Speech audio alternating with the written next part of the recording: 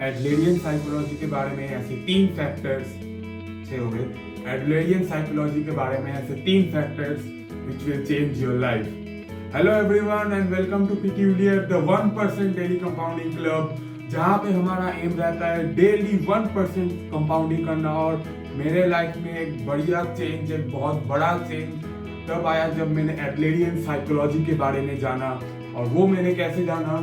With the help of this book the courage to be disliked, which is a brilliant book and I recommend you. मैं आपको insist करूंगा आप ये book एक बार जरूर पढ़े, लिंक डिस्क्रिप्शन में है, तो it is a must read. तो कौन सी ऐसे 3 चीजें, चलिए देखते हैं। तो लेट्स सपोज बचपन में आपके मम्मी पापा बहुत झगड़ते थे या फिर आपका रिलेशनशिप को लेके उतना अच्छा एक्सपीरियंस नहीं था, तो उससे आपके करेंट लाइफ में क्या इम्पैक्ट पड़ेगा।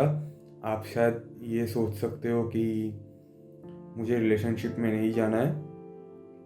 क्योंकि मैंने अपने मम्मी पापा को झगड़ते हुए देखा है और ये एक बहुत ही टॉक्सिक काइंड ऑफ चीज़ है और इसीलिए आप रिलेशनशिप को अवॉइड करना चाहते हो।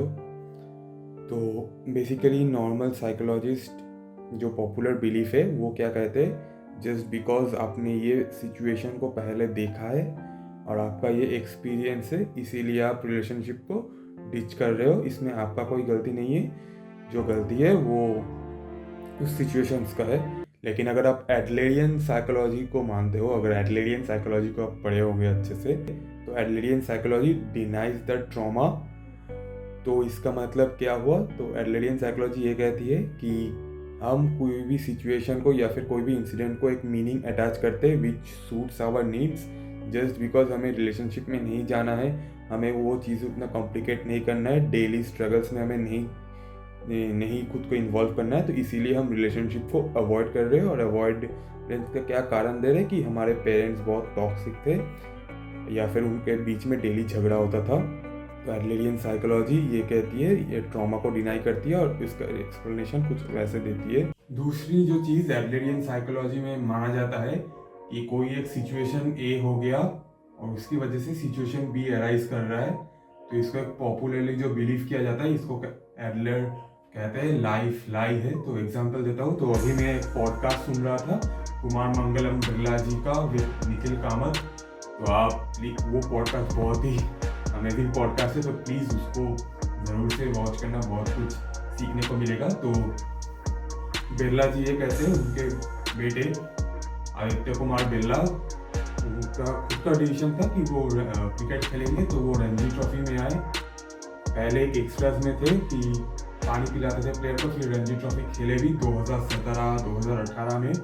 फिर उन्होंने ये डिसाइड किया क्योंकि उनको लॉन्ग टर्म में बिजनेस करना है, तो क्रिकेट में शायद वो उतना फोकस नहीं कर पाए, तो इसीलिए उन्होंने क्रिकेट को छोड़ दिया। फिर आदित्य बिरला ग्रुप में 4 साल काम किया, फिर अब वो हार्वर्ड से MBA कर रहे हैं। उसके बाद रिटर्न आके फिर से आदित्य बिरला ग्रुप को ज्वाइन कर लेंगे। कुमार मंगलम बिरला जी ये कहते हैं ये पूरा डिसीजन जो है ये उनके बेटे का था और बिरला जी ने कुछ वैसा इम्पोज नहीं किया था। तो यही अगर कोई नॉर्मल व्यक्ति सुनेगा तो वो ये कहेगा ये तो बिरला का बच्चा है, so he can afford all this things, तो we can not do that, right, we are not the kids of Birla. तो एडलेरियन साइकोलॉजी या फिर the courage to be disliked, ये बुक ये कहता है हम just because we are not the children of Birla या फिर हमारी फैमिली उतनी वेल्दी नहीं है, so that is why we can not do that. तो बेसिकली ये सिचुएशन ए है और इसकी वजह से हम आउटकम भी अचीव नहीं कर पा रहे, ये एक लाइफ लाई है। और हम ये सिर्फ इसलिए कह रहे हैं ताकि हम वो हार्डवर्क करना छोड़ दें, हम वो इंडिपेंडेंटली डिसीजन जो लेने की कैपेसिटी है उसको हम अवॉइड कर सकें। इसको हम और एक और एग्जांपल से समझेंगे। सपोज आप एक ऑफिस में काम कर रहे हैं और आपका और आपके बॉस का उतना अच्छा बनता नहीं है, तो आप ये कहेंगे अरे मेरे बॉस तो है ही एक नंबर का खड़ूस, हर वक्त ये वो मुझे ही टारगेट करता है और इसीलिए मेरा कोई अच्छा काम इस ऑर्गेनाइजेशन में होगा नहीं, ये जॉब जो जितना जल्दी हो सके उतना जल्दी छोड़ भी दूंगा। लेकिन जस्ट बिकॉज आपका रिलेशनशिप आपके बॉस के साथ उतना अच्छा नहीं है, क्या ये मतलब नहीं है कि आप अच्छा काम नहीं कर सकते। अच्छा काम करना आपके हाथ में, आपको वो अच्छे से करना है। अगर आप कंपनी का अच्छा एम्प्लॉय बनते हैं तो कंपनी आपको सारी बेनिफिट्स भी देगी। मुझे जो सबसे अच्छी बात लगी, इंफीरियरिटी और सुपीरियरिटी कॉम्प्लेक्स के बारे में बहुत अच्छे से इस बुक में बताया गया है। जो पर्सन सुपीरियरिटी कॉम्प्लेक्स में जी रहा है उसका मेन कारण है इंफीरियरिटी कॉम्प्लेक्स। तो बेसिकली क्या कहते हैं फिलोसोफर, सपोज आप किसी चीज में वीक है और आप वो एक्सेप्ट नहीं करना चाहते, तो बेसिकली आप क्या करोगे, तो हाँ आप अपने जो चीज में अच्छा हो उसको एक बार बार ढिंढोरा पीटोगे आप उसका कि हाँ मैं तो ये अच्छा हूँ, कुछ विश्व गुरु टाइप्स का। इस सज्जन को क्या तकलीफ है भाई?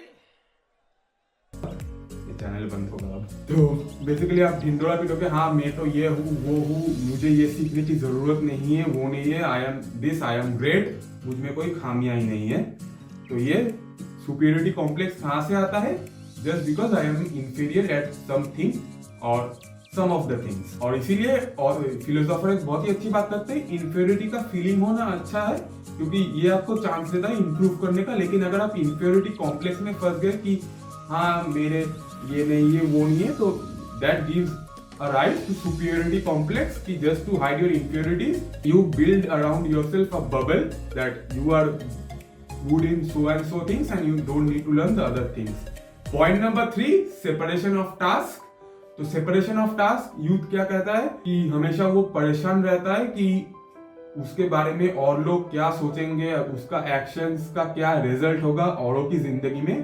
तो फिलोसोफर कहते हैं इसका बहुत ही सिंपल सोल्यूशन है, और वो क्या है, टास्क को सेपरेट कर लो, आप अपना टास्क करो। और बुक में इसका एग्जांपल कैसे दिया गया है, तो यूथ के फादर का एक बिजनेस है और यूथ ने वो बिजनेस ज्वाइन नहीं किया और उसके भाई ने वो बिजनेस ज्वाइन किया, और यूथ का जो अपना पैशन है वो एक लाइब्रेरियन बनना चाहते थे, तो यूथ ने लाइब्रेरियन बना।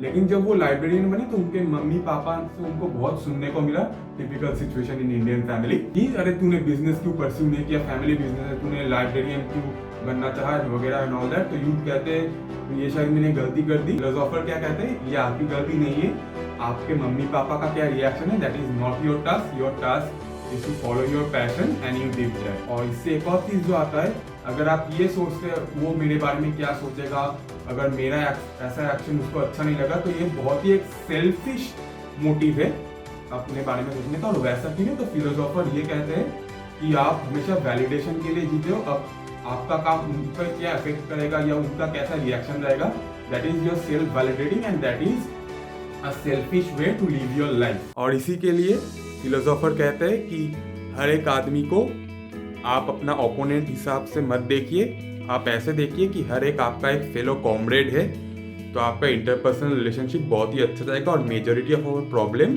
Is interpersonal relationship. अगर आपका इंटरपर्सनल रिलेशनशिप अच्छा रहा, आप अपने ड्यूटीज को सेपरेट करते रहे, तो you will be a better human. So ये था एडलरियन साइकोलॉजी। तो फाइनली यूथ ये क्वेश्चन करता है, तो फिर एडलरियन साइकोलॉजी तो इनडायरेक्टली ये कह रहा है भाई तुम अकेले हो, जब इंसान आइसोलेशन में जिएगा, कुछ एक कम्युनिटी का कुछ फीलिंग भी नहीं आएगा, ये नहीं आएगा। तो इसके रिस्पॉन्स में फिलोसोफर क्या कहते हैं, ये आपको जानने को मिलेगा अगर आप ये किताब पढ़ेंगे, तो ज़रूर जाइए ये किताब पढ़िए। Amazing book the courage to be dislike, link description में है, please do read it and comments में ज़रूर बताना अगर तुम लोगों ने ये किताब पढ़ी है।